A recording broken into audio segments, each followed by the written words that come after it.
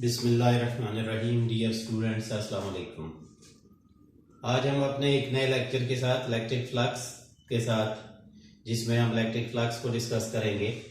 लेकिन अगर हमने इससे पहले इलेक्ट्रिक फ्लक्स से पहले किसी ने अगर इलेक्ट्रिक फील्ड के कंसेप्ट को नहीं समझा, इलेक्ट्रिक फील्ड लाइंस के कंसेप्ट को नहीं समझा, तो उसके लिए उसको समझना ज़रूरी है। इसलिए आप प्लीज़ पहले वो लेक्चर देख लीजिए ताकि आपको ये टॉपिक आसानी से समझ आ जाए। और अगर आपने उसको पढ़ लिया है, उसको समझ लिया है, तो फिर आपको ये इजीली समझ आ जाएगा। तो आइए अपने नेक्स्ट टॉपिक की तरफ बढ़ते हैं। What is electric flux? इसकी डेफिनेशन क्या होती है? दो डेफिनेशंस इसकी की जाती हैं। एक होता है number of electric lines passing through an area। किसी भी एरिया से गुजरने वाली लाइंस की, इलेक्ट्रिक लाइंस की तादाद को इलेक्ट्रिक फ्लक्स कहते हैं। दूसरी डेफिनेशन जो इसकी की जाती है वो होता है dot product of electric field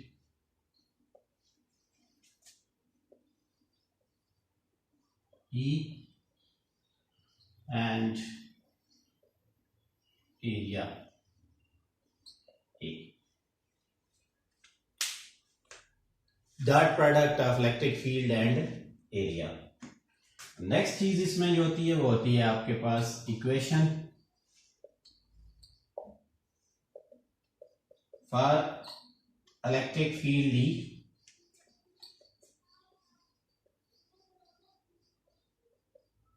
E and area A। flux phi is equal to E dot A। जैसा कि मैंने ऊपर लिखा है dot product of electric field and area, तो इस वजह से इसको आप लिख सकते हैं EA cos थीटा। जब डॉट प्रोडक्ट की बात हो गई तो मसला ही खत्म हो गया। इसलिए इसका नेक्स्ट हम लिखते हैं it is a scalar quantity. ये क्या है? ये एक स्केलर क्वांटिटी है, क्योंकि आपने फर्स्ट ईयर में पहले डिस्कस कर दिया है कि डॉट प्रोडक्ट से हमेशा जो क्वांटिटी हासिल होती है वो स्केलर होती है, तो इसलिए ये एक स्केलर क्वांटिटी होती है, स्केलर क्वांटिटी। नेक्स्ट इसके बाद इसके यूनिट्स आ गए।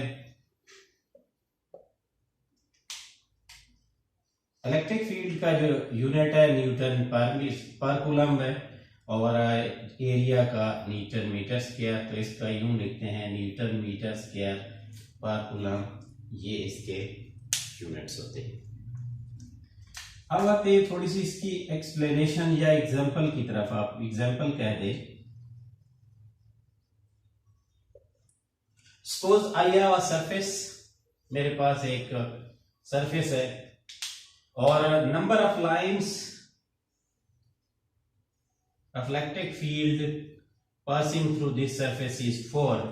ये जो सरफेस मौजूद थी इसमें से अगर गुजरने वाली लाइंस की तादाद अगर 4 है तो flux would be 4 newton metre square पर कूलम। अगर इसमें से एक लाइन में कम कर देता हूं और इसमें से गुजरने वाली लाइंस की तादाद 3 है, तो उस वक्त इसका जो फ्लक्स होगा वो 3 होगा। अगर आप नंबर ऑफ लाइंस इंक्रीज कर देते हैं और भी ज्यादा हो जाती हैं number of electric lines passing through area, तो फिर वो फ्लक्स भी उसी तरह से इंक्रीज हो जाएगा। इसका मतलब ये हुआ कि ये आपके पास। इसके बाद इसके लिए हमेशा स्पेशल केसेस जरूरी होते हैं, इनको बहुत समझना बहुत जरूरी है। स्पेशल केस, पहला केस इसमें जो है वो है जनरल केस, जिसमें surface tilted at an angle, tilted at theta. चलिए थोड़ा सा मैं आपको ये इसकी मदद से दिखाऊंगा कि कैसे इसको, ये मेरे पास एक सरफेस है इस तरह से, तो अगर इसको मैं टिल्टेड का मतलब है थोड़ा सा तिरछा रख दिया जाए, यानी जब आपका ये सूरत हाल हो कि इलेक्ट्रिक फील्ड जो आपका है उसके बीच में और जो एरिया है उसके बीच में कोई एंगल थीटा बन रहा हो, तो उस वक्त आपका जो flux would be phi is equal to E dot A cos theta.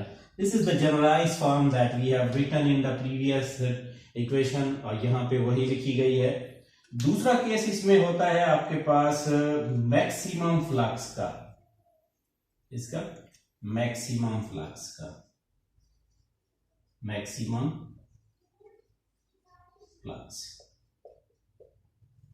Maximum flux कब होगा? जब, एक बात याद रखें, डॉट प्रोडक्ट चूंकि हमने पढ़ा हुआ है तो फ्लक्स मैक्सिमम थीटा 0 पे होता है. लेकिन इसके लिए ये एक वर्ड यूज किया जाता है, अगर मेरी उंगलियों की डायरेक्शन में इलेक्ट्रिक फील्ड हो तो ये सरफेस जब मैं इस पे यूं रखता हूं तो इसको कहा जाता है plane held perpendicular. Plane held perpendicular यानी, और इसका जो एरिया है ये इस नॉर्मल के साथ यूं होगा. जब ये यूं होगा एरिया, तो इसका जो इलेक्ट्रिक फील्ड और एरिया के बीच में एंगल बनेगा वो आपके पास यूं 0 बनेगा. तो आपका फाई जो होगा वो ई ए cos 0 कहलाता है, और ये मैक्सिमम फ्लक्स इस केस में कंसीडर किया जाता है. अगर आपको नहीं समझ आई तो इसको रिवीजन में जब मैं बताऊंगा तो एक बार फिर इसको और से देखिएगा, वहां पे दोबारा डिस्कशन में हम इसको लाएंगे. तीसरा केस जो इससे रिलेटेड है वो है जीरो फ्लक्स.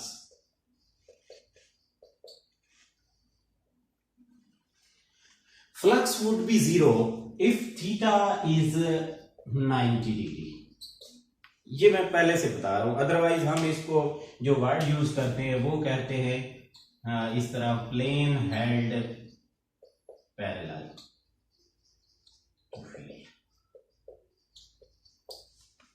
इलेक्ट्रिक फील्ड अगर मेरी वही फिंगर्स की डायरेक्शन में है जो आपकी तरफ, कैमरे की तरफ आपको नजर आ रही है, अगर ये इलेक्ट्रिक फील्ड की और इस पे मैं यूं प्लेन रखता हूं हेल्ड पैरेलल, पहले मैंने यूं रखी थी, उस वक्त एरिया की ये डायरेक्शन थी.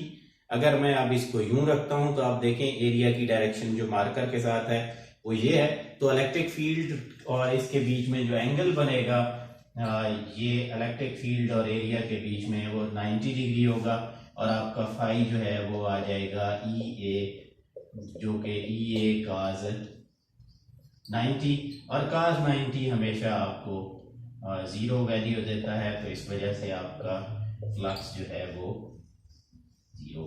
एक केस और भी कंसीडर होता है यहाँ पर जिसको हम कहते हैं नेगेटिव फ्लक्स. वो उस वक्त होता है जब थीटा आपका 180 पे होता है, तो फाई लिखते हैं, phi is equal to E A cos 180, और ये आपका माइनस ई ए. ये था हमारा थोड़ा सा बेसिक कंसेप्ट जो कि हमने इलेक्ट्रिक फील्ड से और इलेक्ट्रिक फ्लक्स से रिलेटेड डिस्कस करना था. अब आइए टच इसको और देते हैं, दोबारा से बता देता हूँ. First of all, what is electric flux? Sorry, पहले बताना चाहिए था कि electric flux is basically Greek word mean flow, यानी फ्लक्स जो है electric flux mean electric flow. So number of electric lines passing through an area, through a unit area, through a vector area is known as electric flux. Second, it is also defined as the dot product of electric field E and area. इसको दोबारा define इस तरह भी कर सकते हैं, electric field E and area A का जो डॉट प्रोडक्ट होता है उसको इलेक्ट्रिक फ्लक्स कहा जाता है. उसके बाद इक्वेशन है for electric field E and area A, flux phi is given by phi is equal to E dot A. इसका जो फ्लक्स होता है उसको हम E डॉट A लिखते हैं, और ई ए cos थीटा. जब डॉट प्रोडक्ट है so it is a scalar quantity. Next one is what are units. Units electric field के अगर आपको याद हो तो हम निकाले थे हमने पहले ही NC-1 न्यूटन पर कूलम, और मीटर स्क्वायर तो NM2C-1. उसके बाद एग्जांपल या एक्सप्लेनेशन, एग्जांपल ही कह दे. एग्जांपल हमने कहा था कि we have a surface in which number of lines passing through area is 4, so flux would be 4. अगर नंबर ऑफ लाइंस 5 है तो फ्लक्स 5 होगा, नंबर ऑफ लाइन 6 है तो उस वक्त जो है फ्लक्स उसका 6 होगा. उसके बाद स्पेशल केसेस हैं. स्पेशल केसेस जो होते हैं यहाँ पर, इनको जरा गौर से ये सॉरी मैं थोड़ी देर के लिए आपको बताना चाहूंगा. पहला केस है when surface is tilted at electric field. Tilt का मतलब ये है कि ये अगर इलेक्ट्रिक फील्ड है और सरफेस ना तो यूं सीधी रखी है ना यूं रखी है, थोड़ी सी तिरछी करके रखी है। ये गौर से यहां से देखें, टिल्ट, ये टिल्टेड है, थोड़े से एंगल पे मौजूद है अगर, तो उस वक्त ये सूरत हाल इसकी बन रही होगी। एरिया और ई के बीच में सिंपल कोई अननोन एंगल होगा, उस वक्त phi is equal to E dot A cos theta, ये बनेगा। Next, maximum flux, flux would be maximum, इस हालत को कहते हैं प्लेन हेल्ड परपेंडिकुलर। लेकिन फिर यहां एक बात बताता चलूं कि किसी भी प्लेन का जो नॉर्मल टू द प्लेन होता है उसके वेक्टर एरिया के लिए होता है, तो ये वेक्टर एरिया इसका, ये अगर मेरी उंगलियां यानी फिंगर्स इलेक्ट्रिक फील्ड को रिप्रेजेंट कर रही हैं, तो ये आपके पास ये इसका एरिया होगा। तो आप देख लें मार्कर और पेन जो आपको यानी मार्कर और मेरी फिंगर्स हैं, इनके बीच में एंगल कितना बन रहा है, ये एंगल 0 डिग्री है। इस वक्त इसको पढ़ा जाता है प्लेन हेल्ड परपेंडिकुलर। जब प्लेन परपेंडिकुलर होगा तो उस वक्त आपका जो एरिया और फील्ड होंगे उनके बीच में एंगल 0 डिग्री होगा। 0 degree mean maximum value. Next one is flux, zero flux. Zero flux कब होगा बोला? जीरो फ्लक्स उस वक्त होगा जब आप इसी प्लेन, ये वही फिंगर्स हैं और इस प्लेन को यूं आपने रख दिया, इसको पढ़ा जाता है या कहा जाता है plane held parallel. Plane parallel होगी तो ये देखिए नॉर्मल टू द प्लेन ये है, नॉर्मल टू द प्लेन हमेशा डायरेक्टेड आउटवर्ड होता है, ये हटा दें आप तो फिंगर और इसके बीच में आप एंगल अगर देखेंगे तो आपको कितना नजर आ रहा है, जिस जगह से भी देखेंगे ये 90 होगा। तो इस वक्त आपका जो फाई होगा, phi is equal to E A cos 90 बन जाएगा और आपका फ्लक्स कितना होगा? 0 फ्लक्स होगा, mean no flow of electric field would be here. आखिरी चीज इसमें जो एक्स्ट्रा इसमें से बतानी थी वो ये है कि इलेक्ट्रिक फ्लक्स कब नेगेटिव भी हो सकता है या it can be negative, negative हो सकता है। अलबत्ता यह है कि इलेक्ट्रिक फील्ड की ये डायरेक्शन हो और जो आपकी प्लेन है उसके जो मतलब उसके जो नॉर्मल टू द प्लेन है उसकी डायरेक्शन अगर यूं मेरी तरफ हो और ये आपकी तरफ हो, तो इस वक्त ये सूरत हाल यूं जो आपको नजर आ रही है, एक इलेक्ट्रिक फील्ड की डायरेक्शन हो और ये एरिया की डायरेक्शन हो, तो उस वक्त आपका फ्लक्स जो है वो 0 फ्लक्स कहलाएगा। So this was the basic concept about the electric flux. अगर आपको इसमें फिर भी कोई चीज समझ नहीं आ रही है, पूरे टॉपिक को पढ़िए, उसके बाद कमेंट कीजिए, हमारे साथ डिस्कशन में हिस्सा लीजिए, लेकिन जरूर इसको आप डिस्कशन में लाएं, क्योंकि इलेक्ट्रिक फ्लक्स जिसको समझ नहीं आएगा फिर नेक्स्ट जो इसकी एप्लीकेशन है और गाज लॉ है वो सारे की सारी चीजें आपको समझ नहीं आएंगी। अपना बहुत सारा ख्याल रखिएगा, दुआओं में याद रखिएगा। अल्लाह ने के बाद।